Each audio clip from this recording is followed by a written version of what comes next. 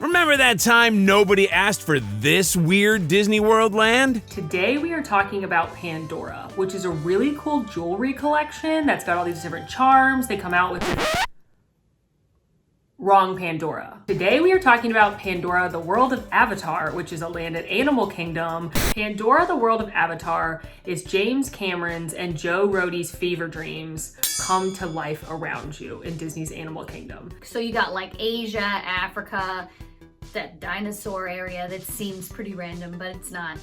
And Pandora, the World of Avatar. Based on the film, the cinematic masterpiece by James Cameron called Avatar.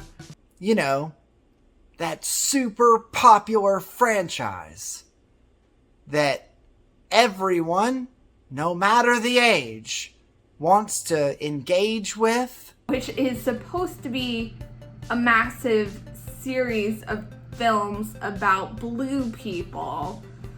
But it's taken James Cameron a while to get to the second one. They were like, yeah, this was a banger, let's make a land. And to be fair, Avatar was a financial banger. Was it a film quality banger? Maybe not. It opened in 2017. It was the largest expansion Animal Kingdom had seen since the park opened in 1998. And like the name would suggest, it is the world of Avatar, the James Cameron movie, brought to life around you. So there are attractions, there are some snacks, there are these amazing, incredible floating mountains. Let's be honest, y'all. Let's spill some tea. Disney created Pandora to go against dun dun dun dun dun dun dun. Y'all know what I'm talking about, okay? Okay, it checks a lot of Animal Kingdom boxes. I'll get on board with that. It's just a funny response to the catalyst that was Harry Potter, because boy, is it not in comparison at all. Yes, you can make things float at Universal, but we make mountains float at Animal Kingdom. How are they doing that? I don't know how they're doing that. How are they doing that? And it truly feels like you're on another planet. I love the theme park section. Pandora, could not care less about the movies. Okay, here's how I feel about Avatar the movie. First of all, I've seen this movie before. No, I'm not talking about Avatar. When I went to see Avatar, I was like, this feels vaguely familiar. And then I thought about the time I watched Pocahontas and Fern Gully, and I realized, oh, it's the same movie, but now it's in space with Smurfs. Not like the Smurfs, but almost. It's kind of like the Smurfs grew up and started to ride dragons. Did you know that, oh my god. Did you know that Avatar, the movie, uses papyrus font in its logo? I enjoyed the Avatar movie. I really did. You know, it's about conservation, and it really was a message movie, but it was filled with action. There was romance. There was beautiful, like, glowy flowers everywhere. It was really pretty to look at, and of course, it had our queen, Sigourney Weaver. Also, the ponytail thing. I don't care for it. I don't love the idea that your magic ponytail links to your magic space dragon for you to go ride, and I certainly don't love that your magic ponytail can connect with other Na'vi's magic ponytails. So it wasn't exactly papyrus in the first place. I'm excited for the sequels insofar as I hope that we get more rides. Are we the villains in the Avatar sequels? There's a part of me that just doesn't believe it's gonna happen. Perhaps the reason why these movies have taken so long to make is because they needed to make the theme park to actually have a villain for the sequels, because capitalism is the villain and they wanted to turn the camera back on you. It's too late. Do you think they really want you walking around with weird tails and ears that look like theirs? They are not a society that functions on cash. Helvetica. Helvetica's always safe. That's enough, Quincy. Who is benefiting from that? Who is Alpha Centauri? Are they the villains of the sequels?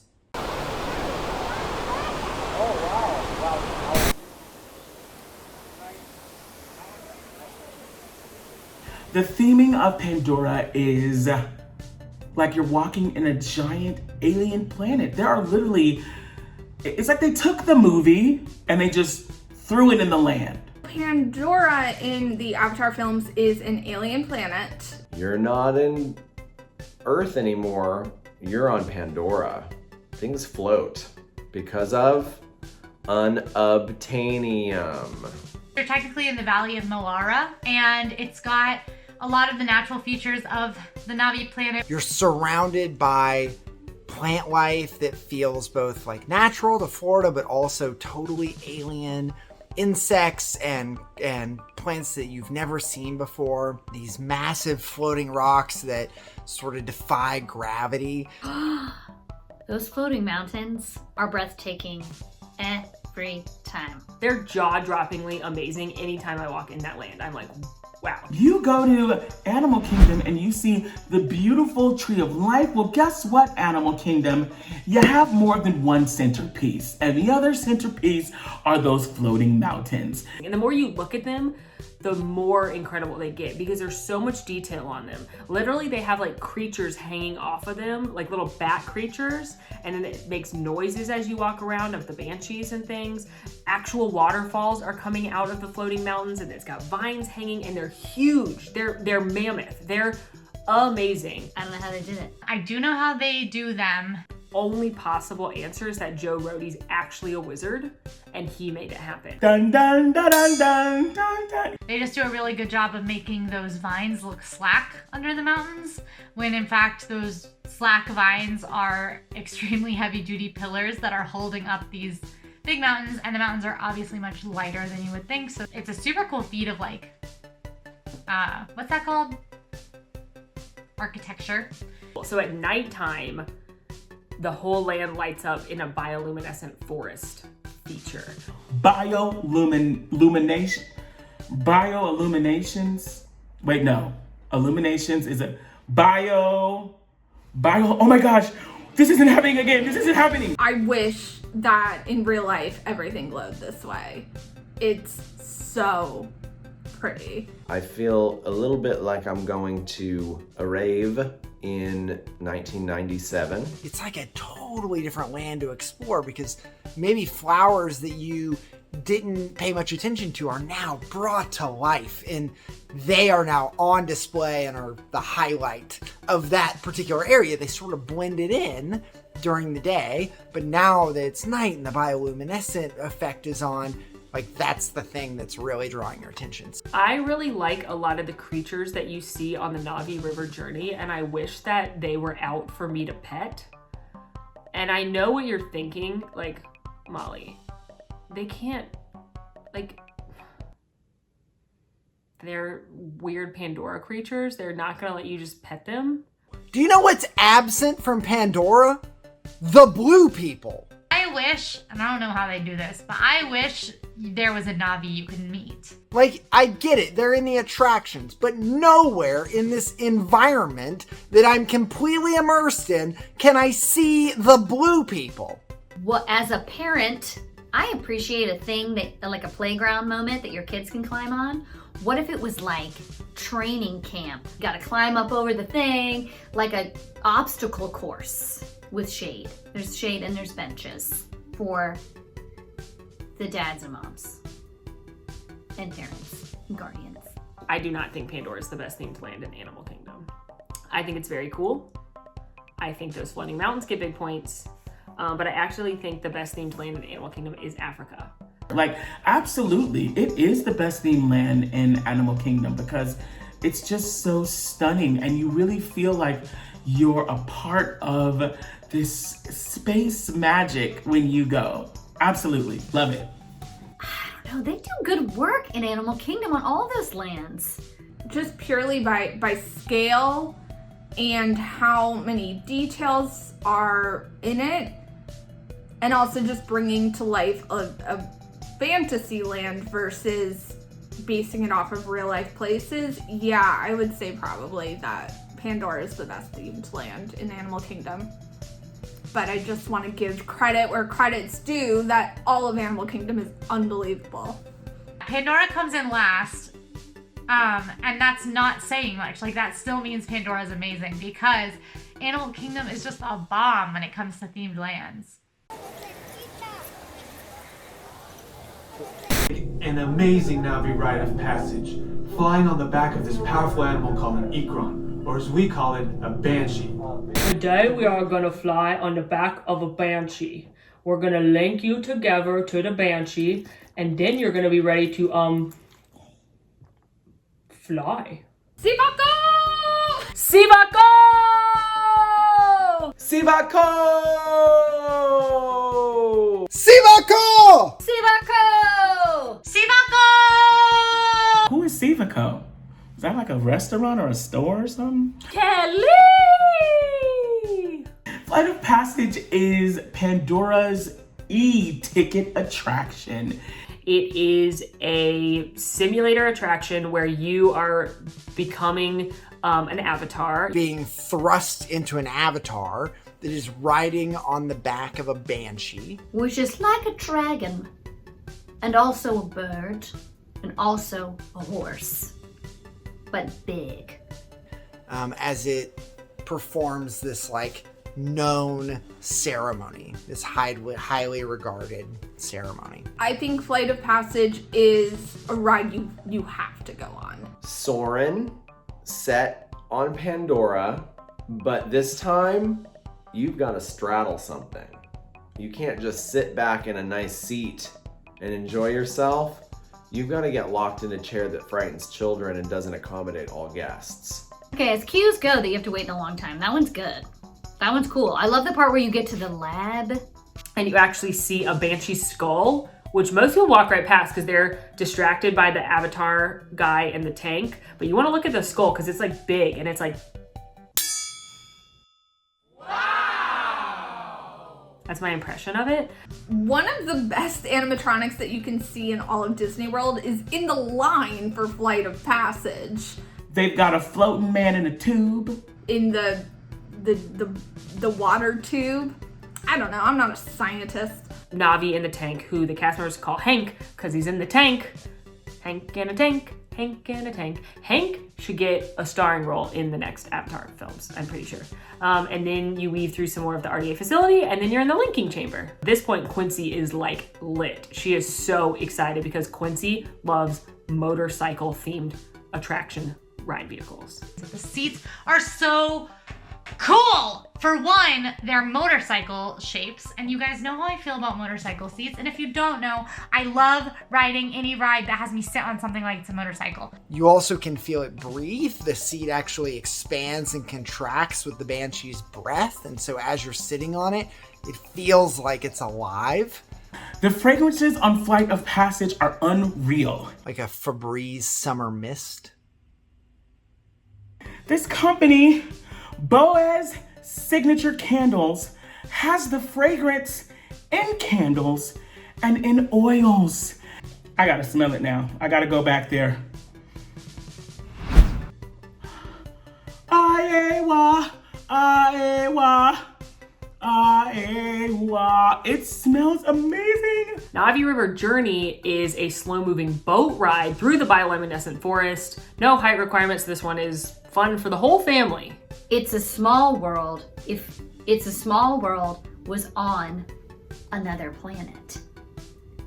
And also darker. And fun is an operative word here.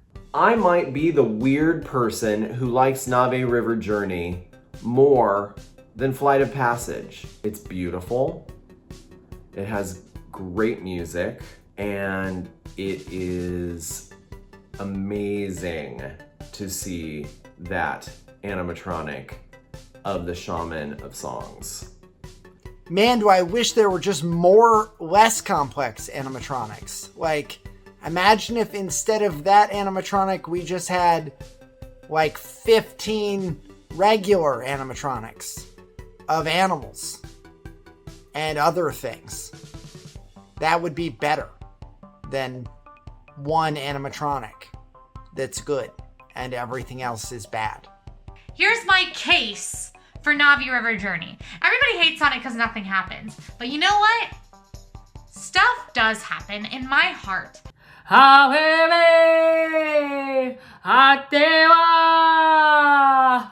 Atewa. That ride is the replacement of what the animal trails are elsewhere. Molly says all day and night that she wants to see real Pandoran animals in Pandora. That's the point of Navi River Journey. You go on that ride, you're riding a boat through the forest, you're seeing real Pandoran animals out in the wild, just like you are on Maharaja Jungle Trek or on Gorilla Falls Exploration Trail in Africa and Asia. I love a boat ride. I like a classic Disney boat ride, and it warms my soul to know that they made a new one. Atewa, Atewa, Atewa.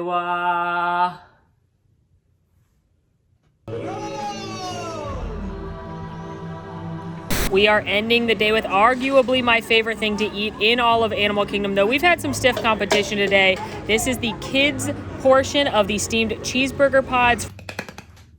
I'm so excited. This is what I've been waiting for. So Pongu Pongu is the quick service sort of like snacky spot in Pandora. Pongu Pongu means party, party. Look, Pongo is a Dalmatian, okay? And he's got a lot of kids. Party, party! Can get a variety of different little, like smaller bites, as well as drinks, including alcoholic drinks. It's a great place. It is a party party. I will agree with that. It's a little shack set up by somebody who came there on an ecotourism expedition, and he loved it there so much that he decided he was gonna open up a little bar. I've literally consumed every single thing on the menu at Pongu Pongu, and it was a party party in my mouth. My favorite thing at Pongu Pongu, the cheeseburger. No, I'm just thinking about the cheeseburger pods. I'm just excited to talk about them. They have a massively gigantic pretzel that comes with beer cheese, and it is a pure delight. I can't think of the Pongu Pongu pretzel without thinking of Morgan. She's obsessed with the Pongu Pongu pretzel. That pretzel! What an amazing pretzel! It's bigger than my head! I'm small and Morgan. That's what she sounds like in my head. Is that what she sounds like to anybody else? That pretzel is good. It's a huge, like, Bavarian type pretzels. And you know, Disney does those huge Bavarian pretzels so right. But this isn't your Mickey pretzel with manufactured nacho cheese, y'all, okay? This is something special and it's delicious. So make sure you get it. But the more unique option is that pineapple lumpia. Some people love it. The pineapple lumpia sounds like a disaster in the making. When you tell me cream cheese and pineapple, I kind of want to throw up. But it works. Some people hate it. My relationship with that thing is very complicated. Sometimes I'm into it, sometimes I'm like, why did I order it? No, why did I order this? It is so nasty. It is not good. I don't care who says it's good, you're wrong. Because it's nasty. It tastes like ochre slime that has pineapple in it. Some people, like me, aren't even gonna try it. You know why? It's got dairy. But I support you. I think you should try it. Ooh, I have enjoyed the green beer there. I love when theme parks have exclusive beers at certain places. And it's green? Is it St. Patrick's Day? No, it's St. Patrick's Day is every day on Pandora because you get green beer every day. I love it so much. It's a really good beer. It's a fruity wheat beer. It's refreshing. It's delicious. It's green. I love it. I would like one right now. Thank you. So Thule Canteen is the best quick service restaurant in Animal Kingdom. It is located inside an abandoned RDA airplane hangar. So again, going back to our theming, the structure itself is very industrial and military, but then Ace, the good guys, have come and taken over it. So they've added a lot of natural looking decor, which is kind of what's on the ceiling and some of the decor.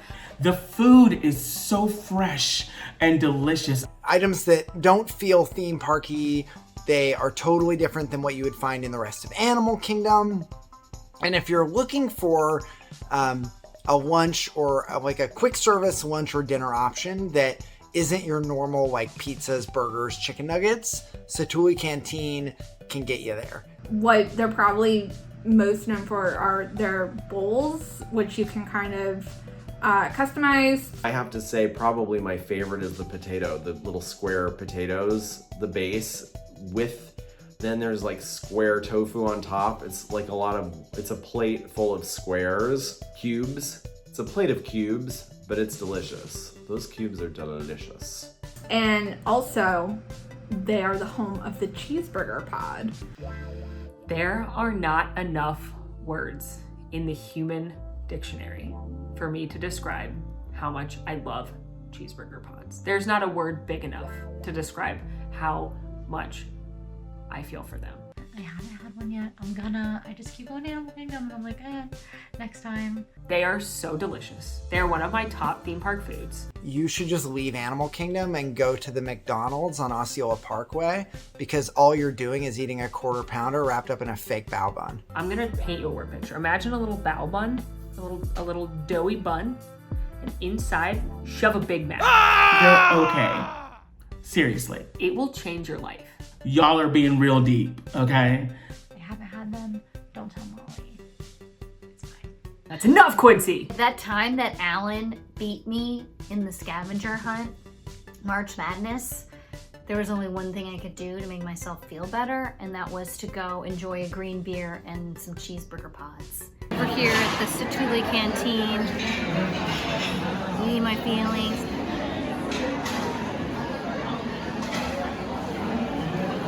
This is helping. Overall, I never knew I could love a land based on a bad movie as much as I do Pandora. Because every time I'm there, I just think, wow, if all this hard work and creativity and brilliance and Imagineering had gone into a land that was themed after a movie I cared about, that would be amazing. It's all about choosing something and then like doing it better than anybody thought you could. They could have chosen, you know, any number, I guess, Terminator or Titanic. And if they had done it that well, we'd all be like, okay. There's a dinner theater in Orlando where it's at the Titanic Museum. It would be a dream come true. Like me and Quincy and Morgan and Breedlove just like in our fanciest clothes, our furs and like a monocle and like a top hat. And we'd be like, oh, hello, yes, thank you, welcome. Hello, Mr. Ishmael, how are you? Mr. Astor, good to see you. Oh. Hey, everybody, it's Molly. Make sure to let us know your thoughts on Pandora in the comments. Please make sure to also like and subscribe and ring that notification bell so you know when new episodes are coming out. If you want more RTT right now, click over here for a list of all of our in-park episodes. And if you want more all ears, click over here for a video of me having the perfect day in Disney's Animal Kingdom. Thanks for watching.